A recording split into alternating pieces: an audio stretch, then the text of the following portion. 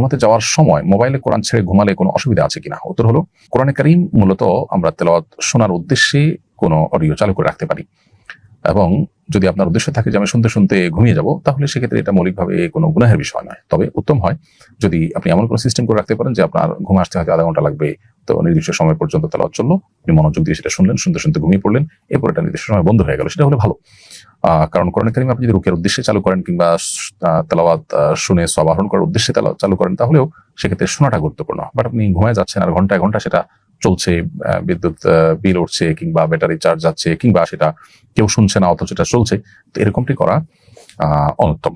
যদি এরকম করেন তাতে গুনাহ হবে না, কারণ কোরআন তেলাওয়াত চালু করার সময় কেউ যদি হইচই না করে, অসম্মানজনক কিছু না করে, তাহলে মৌলিকভাবে এমনিতে কোরআন তেলাওয়াত চললে যে গুনাহ হয় ব্যাপারটা সেরকম না। কিন্তু তেলাওয়াত চললে সেটা শোনার উদ্দেশ্যেই কোরআন তেলাওয়াত চলবে এবং তেলাওয়াত করা হবে, শোনানো হবে, উচ্চস্বরে কোরআন তেলাওয়াত চালু করে রাখা হবে, সেটা শোনার উদ্দেশ্যেই হবে। এটাই হলো উচিত এবং মৌলিক। অতএব নির্দিষ্ট সময় বন্ধ করার ব্যবস্থা থাকলে সেটা সবচেয়ে ভালো হয়। মৃত্যুর কোনো পূর্ব লক্ষণ আছে কিনা? উত্তর হলো, মৃত্যুর কোনো নিশ্চিত লক্ষণ নেই যেটা দেখে মনে করা যায় লোকটা মারা যাবে। তবে অনেক মানুষ অভিজ্ঞতার আলোকে মৃত্যুর লক্ষণ বুঝতে পারে। যেমন আব্দুল্লাহ ইবনে আব্বাস রাদিয়াল্লাহু তাআলা আনহু মৃত্যু যখন ঘনিয়ে আসে, তখন নবী করিম সাল্লাল্লাহু আলাইহি ওয়াসাল্লাম তার চেহারা দেখে বুঝতে পেরেছিলেন। এটা রেয়ার, এবং এইটা দিয়ে অবশ্য আমরা সাধারণ মানুষ কারোর মৃত্যুর আলামত বলে দিতে পারবো না। এটা নবী সাল্লাল্লাহু আলাইহি ওয়াসাল্লাম বুঝেছেন, আল্লাহ তাকে সেই ফেরাসত দিয়েছেন, দূরদৃষ্টি দিয়েছেন। সাধারণত মানুষের মৃত্যুর কোনো লক্ষণ দেখে মানুষ নিশ্চিতভাবে বুঝতে পারে না। আজকাল ট্রিটমেন্টে ডাক্তাররা রোগীর বিভিন্ন অবস্থা দেখে ধারণা করতে পারেন যে তার মৃত্যু ঘনিয়ে আসছে, সেটা ভিন্ন বিষয়। সেটা সায়েন্টিফিক্যালি দেখতে পাচ্ছেন যে লোকটা মারা যাওয়ার মুখোমুখি। একজন মানুষ পানিতে পড়ে গেছে, ডুবে গেছেন, এরপরে এটা দেখে আমরা এই লক্ষণ দেখে বুঝতে পারছি যে তিনি মৃত্যুর মুখে এখন পতিত হচ্ছেন, এরকম একটা ডাক্তারদের বিষয়টা। তবে কোনো ধরনের পূর্ব লক্ষণ ছাড়াই হঠাৎ করে মানুষ মারা যাওয়ার নজির আমাদের সামনে অনেক আছে। বিধায় মৃত্যু কখন আসবে আমি লক্ষণ দেখে বুঝবো, এর জন্য অপেক্ষা না করে আমাদের সবসময় মৃত্যুর জন্য প্রস্তুত থাকা উচিত।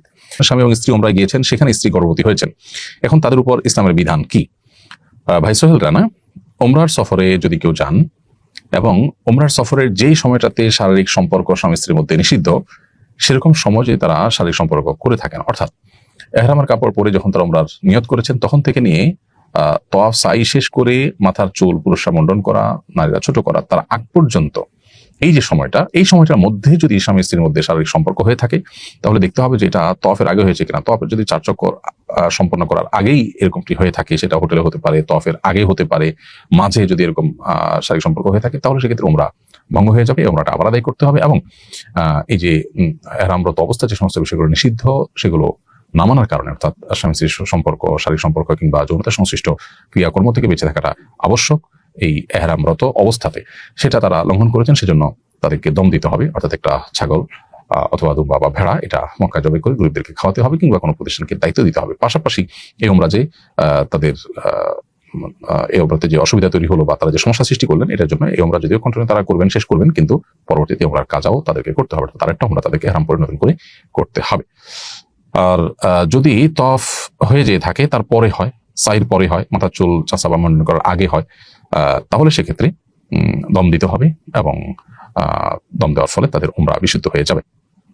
আর যদি ওমরার সফরে এহরাম রত অবস্থায় শারীরিক সম্পর্ক না হয়, বরং এহরাম এর সময়সীমা শেষ হয়েছে, মাথার চুল মুন্ডন চাচা শেষ হয়ে গেছে, স্বাভাবিক পোশাক পরছেন, তারপরে তাদের মক্কা কিংবা মদিনায় শারীরিক সম্পর্ক হয়ে থাকে এবং তাতে গর্ভবতী হয়ে থাকেন স্ত্রী, তাতে কোনো অসুবিধা তো নেই, গুনাহের কোনো কারণ নেই এবং দম দেওয়ারও কোনো প্রশ্ন ওঠে না। বিধায় সেটাকে অপরাধ মনে করার বা কোনো অন্যায় মনে করবার কোনো কারণ থাকতে পারে না। যদি এহরাম পরার পর তওয়াফ শেষ করার আগে কিংবা তওয়াফের অন্তত মিনিমাম 4টা চক্কর শেষ করার আগেও এই সময়ের মধ্যে শারীরিক সম্পর্ক, তাহলে সেটা অনেক বেশি আপনার গর্হিত এবং তার ফলে আপনার দম দেওয়ার পাশাপাশি ওমরা কাজাও করতে হবে। এটাকে কন্টিনিউ করার পড়লেও ওমরাকে কাজা করতে হবে এবং পাশাপাশি দম দিতে হবে। আর এর পরের সময়ের মধ্যে হলে শুধু দম দিতে হবে, ওমরা কাজা করতে হবে না।